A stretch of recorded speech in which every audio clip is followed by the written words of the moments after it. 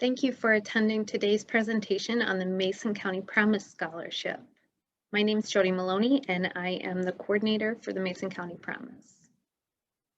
Students who are Mason County residents and graduates of Mason County Eastern, Mason County Central, including ASM Tech, Gateway to Success, or Leadington High School who graduate with a 2.0 GPA or better and who reside within Mason County or within their defined school district boundary can use the Promise.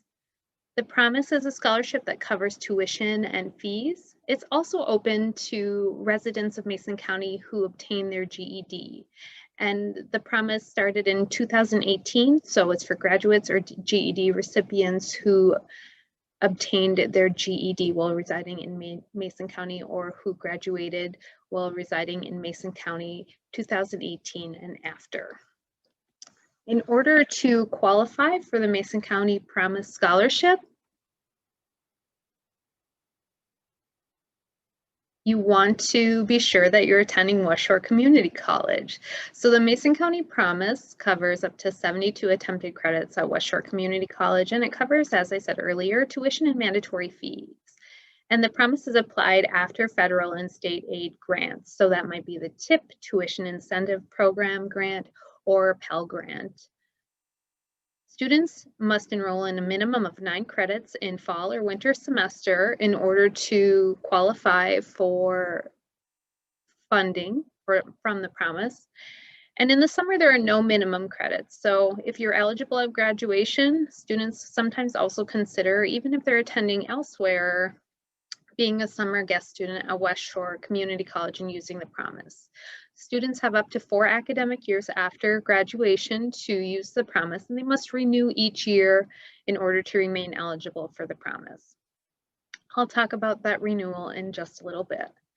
So why 72 credits? The Promise recently changed to cover 72 credits because 72 credits will allow a student to pursue any degree that's offered at West Shore Community College. So there are 35 degrees currently available, associate degrees from West Shore, or 19 additional credential programs that might be certifications. Any approved program at West Shore Community College will be covered by the Promise. So now that students have the option for 72 credits, there's no reason why they don't have to finish or why they can't finish at West Shore Community College. It'll cover most degrees, and for some degrees, even a few more credits than that degree requires. Once at West Shore Community College, the Promise will cover tuition and fees, as stated earlier. The Promise does not cover books, room and board, or any other non-tuition and fees related expenses. So the Promise is considered a middle dollar scholarship, meaning, as I said earlier, that it covers after state and federal grant aid is used. Scholarships and loans are considered that bottom dollar or third dollar. So after the Promise pays for your tuition and fees, if you have scholarship dollars that you're receiving as a student, then those scholarship dollars can be used for costs that are maybe for room and board or to pay for your books or any other education related expenses you might have. So we encourage all students to apply for scholarship monies because that can allow for a much easier time. When you are attending West Shore Community College, you might not have to work as many hours because your scholarships can help you afford the general cost of living. The Promise Zone also offers success coaching and success coaching incentives for participation.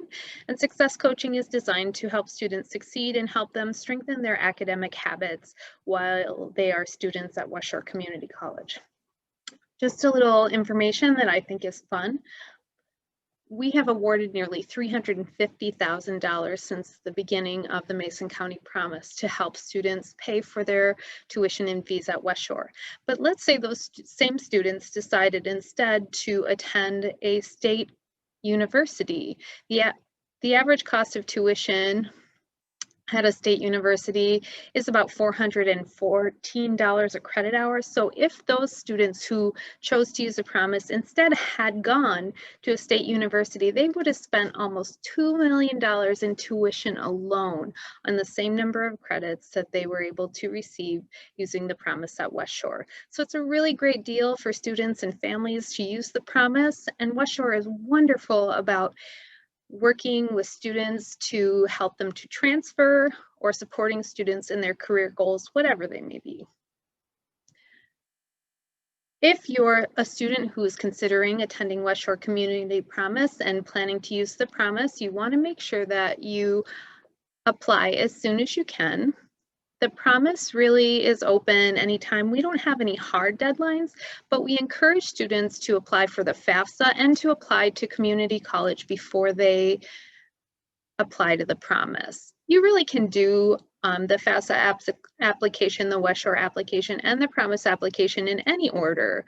But if you can apply for all three of these things between October 1st and March 1st, that's going to put you in the best financial situation, because to optimize your financial aid award, the FAFSA and Michigan State Aid really encourage all students to apply by March 1st.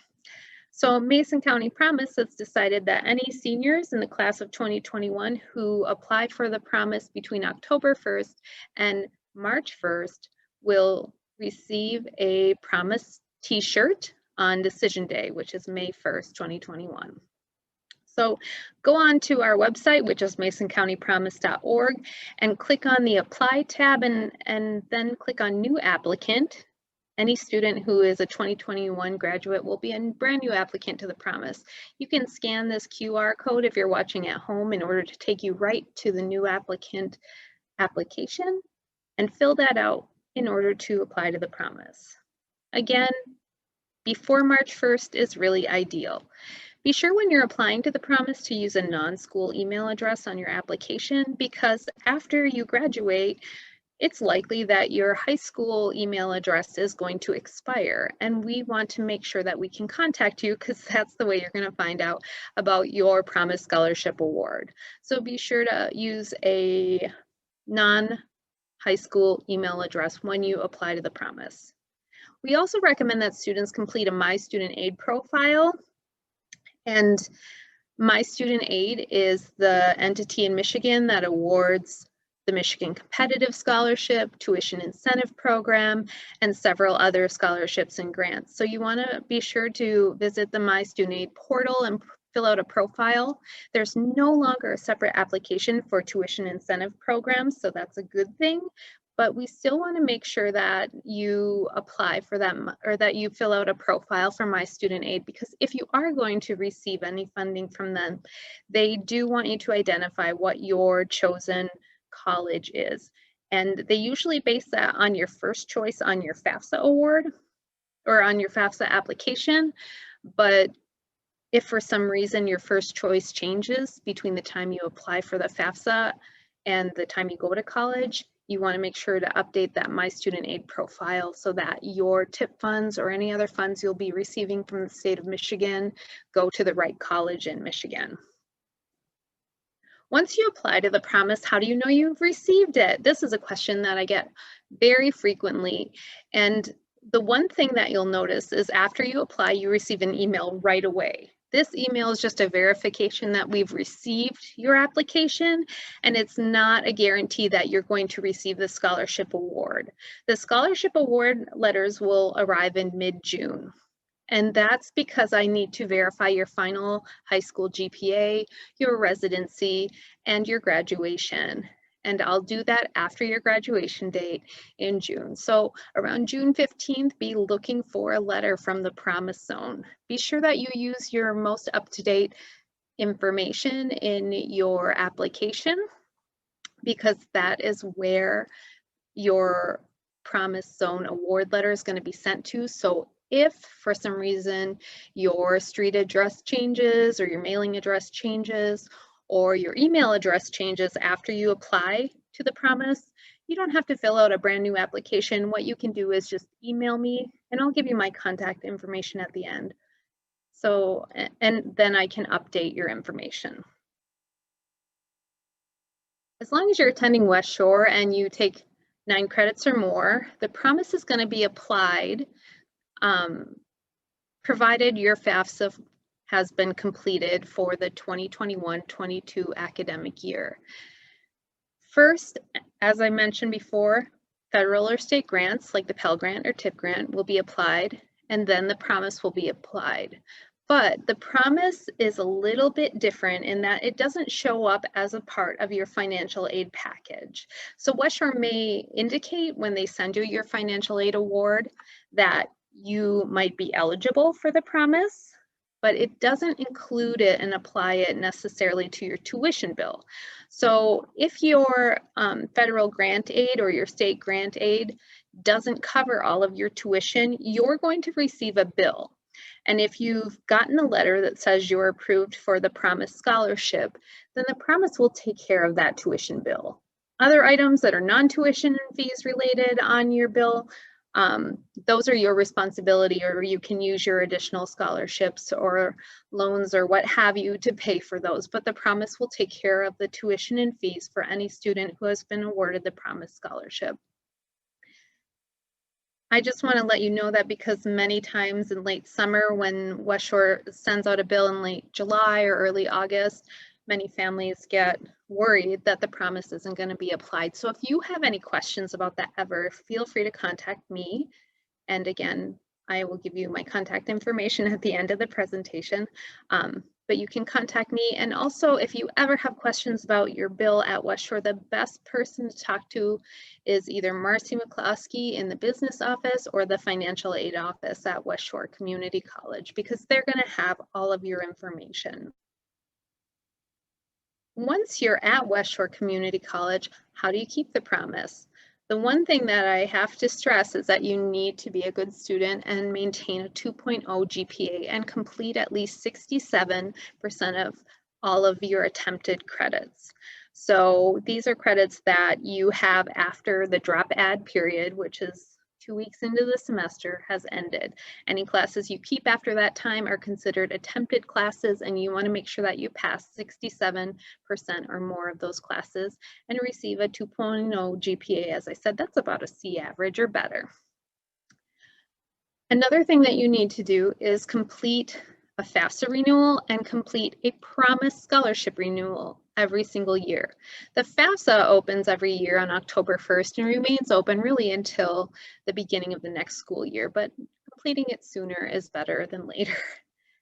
The promised scholarship renewal, we want you to complete after your winter grades have been posted. So usually that's in early May, and you can apply as soon as those grades are posted.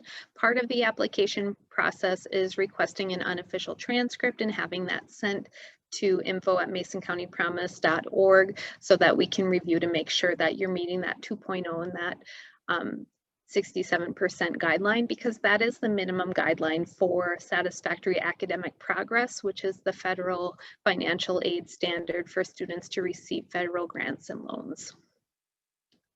We also want you to make sure you register for at least 9 credits each fall and winter semester if you attend West Shore. In summer, we don't have a minimum, but we do have a minimum in fall and spring. So if you drop to 8 or fewer credits, your courses are not going to be covered by the promise. Appeals are possible for unique situations, but you don't want to depend on those. You want to try to take 9 or more in each fall and winter semester. And we actually encourage students to take 12 or more credits because you're more likely to finish your degree if you take between 12 and 15 credits every semester. If you have questions at any time during your application process or once you're at West Shore as a student, feel free to contact me. My name again is Jody Maloney. My email is jodym@ludington.org. You can also email the Promise Zone using our info@masoncountypromise.org address, or you can scan this QR code and that's going to take you to our website. And our website, try to click us there right now.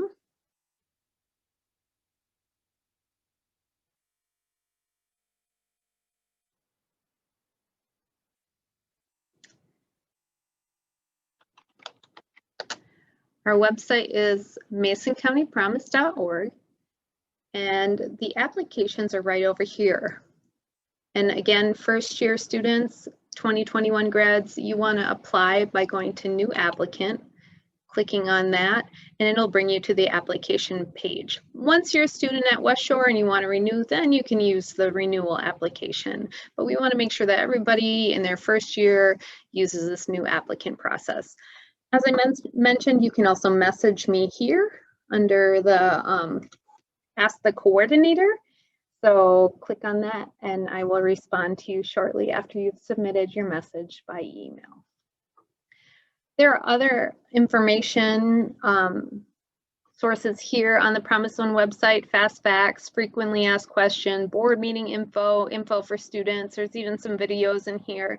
And so if you ever have questions, this is a great resource for you to find the answer to those questions. But don't hesitate to call or email me.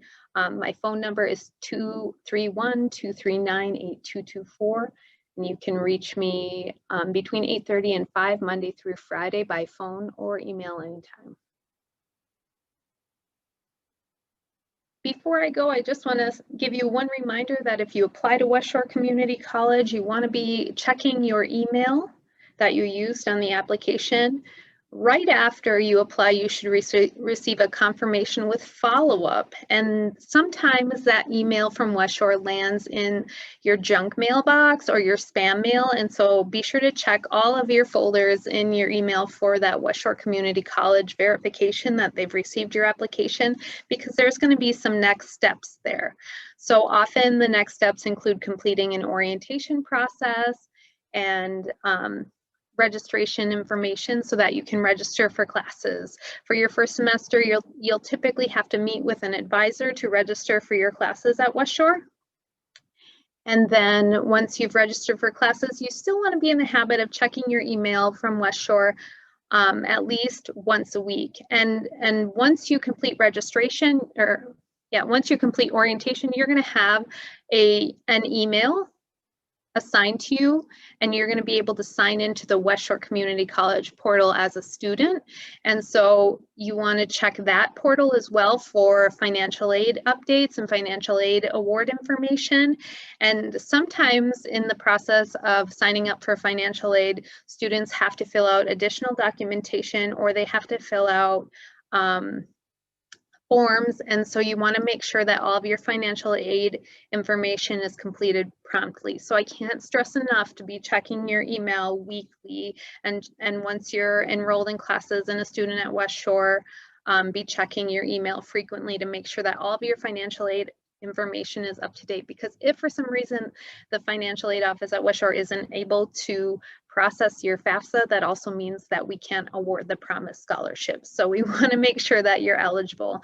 And if you have any questions about billing, contact Marcy McCloskey at the billing office at West Shore. If you have questions about your financial aid award, contact one of the financial aid representatives at West Shore. And if you have questions about using the Promise, I'm happy to help with that. So please contact me. And if you're not sure who you need to contact me and I'll get you in the right direction.